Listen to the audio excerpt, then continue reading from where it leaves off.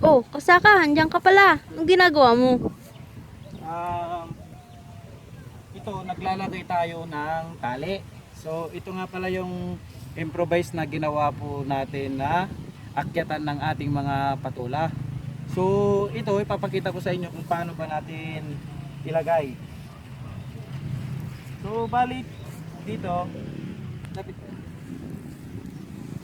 So, bali dito mga kasaka, itusok lang natin itong stick na ginawa po natin. Itusok natin siya sa lupa at saka natin itatali dito sa kanyang gitna. Yan. Itali natin dito at saka dito mamili tayo. Lapit mo lapit. Mamili tayo ng magandang klase ng patula.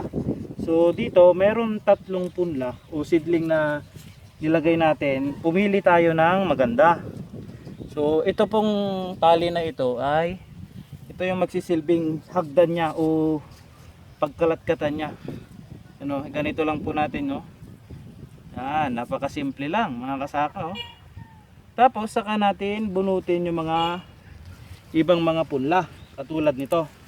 So kinakailangan kasi ang kada bawat area na ganito o pinagtaniman natin dapat isa lang para mag-focus yung nutrients sa isang punla. So yan, oh, napakaganda. Halika dito, tayo papakita ko sa iyo yung mga ibang mga punla natin. Oh, ito. Bali Primera Grande pala yung variety nito. At second generation na po ito. At kung mapapansin nyo ay napakaganda, oh. Second generation po ito mga kasaka, oh. Parang hybrid. So dito, ipapakita ko naman sa inyo mga kasaka yung aking ampalaya. Halika dito lang. Yung ampalaya natin na napakapalit.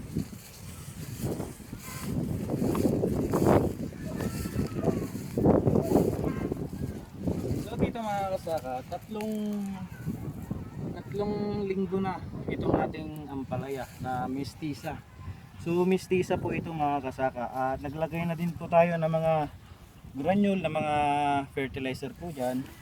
As you can see, yung ating ito, tinirang mga sili ay namumunga na siya at nagkakaroon na po ng magandang bulaklak. So ito, magsisilbing 2 croppings na po tayo o 2 crops in 1 season. Dahil meron na po tayong pagpipitasang ampalaya at saka sili balang araw, ah. Kung makikita nyo naman, oh, napakaganda. Ano? So, may mga ilan is may mga bunga na. Maghahanap tayo dito.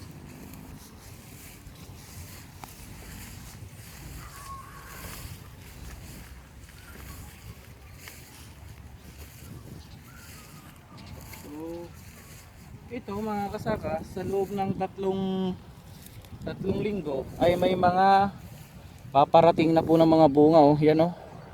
Yan, maliit pa lamang siya mga kasaka. Yan, oh.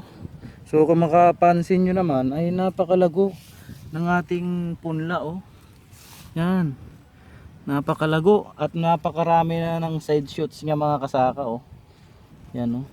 Pira na naman to. Yan.